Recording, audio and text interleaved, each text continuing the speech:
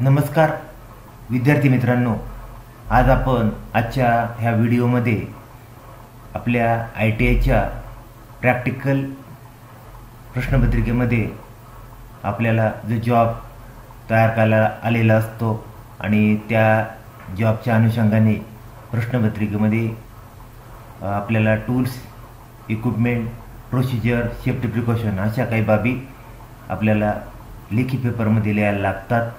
तर आजच्या ह्या tool and die maker, dies and mould या प्रश्नपत्रिकेच्या अनुषंगाने पहिल्या प्रश्नामध्ये name the tools and equipment to complete the job. तर हा खालील जॉब पूर्ण करण्याकरता लागणारे टूल्स अँड इक्विपमेंट 10 मार्काला विचारलेले। आणि दुसऱ्या प्रश्नामध्ये prepare the job ±0.06 mm tolerance as shown below 240 मार्काला हा जॉब आपल्याला बनवायला विचारलेला आहे। त्याच्यानंतर आपल्या पहिल्या प्रश्नाच्या अनुषंगाने असा हा चौकोनी जॉब आहे, त्याच्या चारी कॉर्नरवर चांपर आहे, त्याच्यानंतर 2 10 mm चे होल आहेत आणि 2 8 mm ड्रिलिंग करून टॅपिंग करायचे।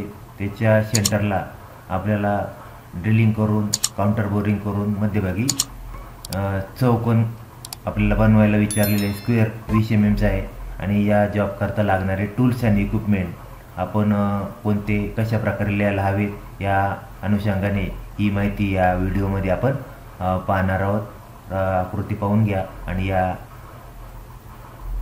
प्रश्नपत्रिकेच्या अनुषंगाने आपल्याला जे टूल्स अँड इक्विपमेंट लिहायचे तर उत्तरपत्रिकेमध्ये तर serial number, tools and equipment, size आणि क्वांटिटी अशा प्रकारचे हे 4 कॉलम आपल्या पट्टी पेन्सिलचा वापर करून आखून घ्यावेत आणि त्याच्यामध्ये सिरियल नंबरमध्ये 1 2 3 4 अशा प्रकारे हे टूल्स अँड इक्विपमेंट आपल्याला लिहायचे आहेत। जे नंतर टूल्स अँड इक्विपमेंटची नावं, साईज, जे टूल्स अँड इक्विपमेंट आपण वापरणार त्याची साईज या ठिकाणी लिहायची आहे आणि किती नग आपण वापरणार आहे त्याची क्वांटिटी इथे पुढे लिहिणार आहोत। साधारणपणे हा जॉब बनवत असताना आपल्याला लागणारे टूल्स अँड इक्विपमेंट आपण लिहिणार आहोत। त्याच्यामध्ये serial number 1 machine wise 300 mm 1 नग, 2 file flat second cut 250 mm 1 नग, 3 फाईल फ्लॅट शेपेज 200 mm 1 नग, 4 फाईल स्क्वेअर बस्टार्ट 250 mm 1 नग, त्याच्यानंतर 5 फाईल स्क्वेअर स्मूथ 200 mm 1 नग। पुढचा 6वा आकडा आहे हॅक्सॉ फ्रेम विथ ब्लेड 300 mm 1 नग, 7 डॉट पंच आणि शटर पंच मार्किंग करण्याकरता आपल्याला 100 mm 1 इंच दोन्ही एकत्र लिहिल्यामुळे 1 इंच लिहिलेले आहे। त्यानंतर पंचिंग करण्याकरता हॅमरची गरज लागणारे बॉल पेन हॅमर 0.5 kg 1 नग। आपल्याला स्क्वेअर बनवायचे चिपिंगसाठी कोल्ड चिजल 20/100 1 नग। मिलिंग करताना स्क्वेअर बारला ट्राय स्क्वेअरची गरज असणारे 150 mm 1 नग। त्याचप्रमाणे ट्राय स्क्वेअर आणि कॉम्बिनेशन सेटची देखील आवश्यकता आपल्याला मार्किंग करताना लागणारे, चेकिंग करताना लागणारे 300 mm 1 नग। त्याच्यानंतर आपल्या स्क्वेअरचे कॉर्नर घासण्याकरता निडल फाईलचा शेट आहे, निडल फाईल शेट 150 mm चा एक शेट आपल्याला आवश्यकतेनुसार या फाईल लागणार आहेत। त्याच्यानंतर सेफ्टी गॉगल आहे आपल्याला मशीनिंग करताना, टर्निंग करताना, मिलिंग करताना डोळ्यामध्ये चिप्स जाऊ नये याकरता सेफ्टी गॉगलचं एक शेट लागणार आहे। त्याच्यानंतर ह्या मशीनिंग केलेल्या जॉबला मार्किंग करण्याकरता सरफेस प्लेट 600/600 1 नग, अँगल प्लेट 150/150/200 mm 1 नग, बेंच वाईज 150 mm 1 नग।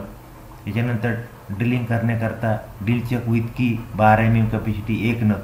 त्याच्यानंतर ड्रिलिंग करण्या अगोदर आपल्याला सेंटर ड्रिल लागणार आहे, सेंटर ड्रिल BS4 1 नग।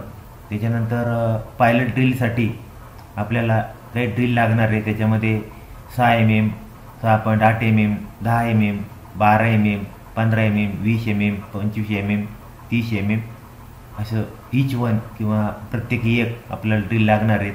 थोड्याफार फरकाने हे टूल्स इक्विपमेंट प्रत्येकाचे थोडे वेगळे असू शकतात, तर त्याच्यामध्ये ड्रिल्स। पुढचा मुद्दा आहे टॅप सेट लागणार आहे आपल्याला M8चा विथ टॅप रेंज 1 सेट। त्याच्यानंतर फाईलच्या दात्यामध्ये काही धातूचे कण अडकले ती साफ करण्याकरता फाईल कार्ड 100 mm 1 नग। त्याच्यानंतर मार्किंग आहे, आपल्याला कॉर्नरला साधारणपणे अँगलचं मार्किंग करायचं आहे कॉर्नरला, त्याकरता स्क्रायबर लागणार आहे. कॉम्बिनेशन सेटची गरज वाचणार आहे 150 mm 1 नग. मिलिंग करण्याकरता शेल एंड मिल कटर लागणार आहे 75x50x27 mm बोरचं 1 नग. आपल्या जॉबची लांबी रुंदी मोजण्याकरता व्हर्नियर कॅलिपर 200 mm 1 नग. मार्किंग करण्याकरता व्हर्नियर हॅडगेजची आवश्यकता भासणारे 300 mm 1 नग. आउटसाईड मायक्रोमीटर 0.25 mm जाडी मोजण्याकरता लागणार आहे. त्याच्यानंतर अँगल करता आपल्याला व्हर्नियर बुवेल बटर वापरू शकतो किंवा कॉम्बिनेशन सेट देखील वापरू शकतो, तो 300 mm 1 नग. त्याच्यानंतर आपल्याला लेथ मशीनवर हा जॉब मध्यभागी सेंटर ड्रिल मारून बोरिंग करताना, काउंटर बोरिंग करताना लेथ चक की लागणार आहे, टूल पोस्ट की लागणार आहे जॉबला क्लॅम्प करायला. त्याच्यानंतर बोरिंग टूल लागणार आहे बोरिंग करण्याकरता 1 नग. मार्किंग ब्लॉक किंवा सरफेस गेज आपल्याला 300 mm लागणार आहे. टूल सेंटर हेडला बांधण्याकरता लेथ सेंटर लागणार आहे MT3 1 नग. आपल्याला जॉब स्क्वेअर मशीनिंग करण्याकरता vertical milling machine with standard ॲक्सेसरीजमध्ये लागणारे 1 नग. त्याच्यानंतर मध्यभागी आपल्याला जॉब पकडून आपल्याला ड्रिलिंग करण्याकरता लेथ मशीनची आवश्यकता लागणार आहे, lathe machine with standard accessories 1 नग. तर त्याच्यानंतर आपल्याला जे काही ड्रिलिंग टॅपिंग करायचे त्याच्या अगोदर होल मारावं लागेल, त्याकरता drilling machine with standard accessories 25 mm कॅपॅसिटीची 1 लागणार आहे.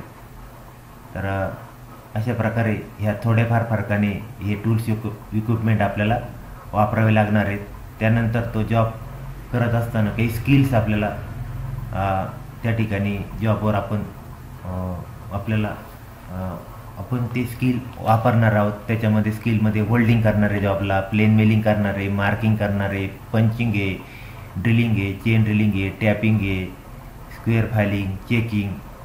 तर अशा प्रकारची काही स्किल. आणि ह्या जॉब करता रॉ मटेरियल आहे MS फ्लॅट 100x110x20 mm 1 नग. तर अशा प्रकारे हे रॉ मटेरियल, काही स्किल आणि हा जो जॉब पूर्ण करण्याकरता पहिल्या प्रश्नाच्या अनुषंगाने लागणारे टूल्स अँड इक्विपमेंट आपण या व्हिडिओच्या माध्यमातून आपण पाहिले. तर बऱ्याच वेळेस प्रोसिजर देखील विचारले जाते, परंतु या प्रश्नपत्रिकेमध्ये फक्त आपल्याला पहिल्या प्रश्नामध्ये name the tools and equipment to complete the job, tools and equipment हा जॉब पूर्ण करण्याकरता लागणारे विचारले होते, प्रोसिजर विचारलेले नाही. तर अशाच प्रकारचे वेगवेगळे व्हिडिओ पाहण्याकरता चॅनलवर व्हिडिओ चला सबस्क्राईब करा, लाईक करा, चॅनल शेअर करा. धन्यवाद.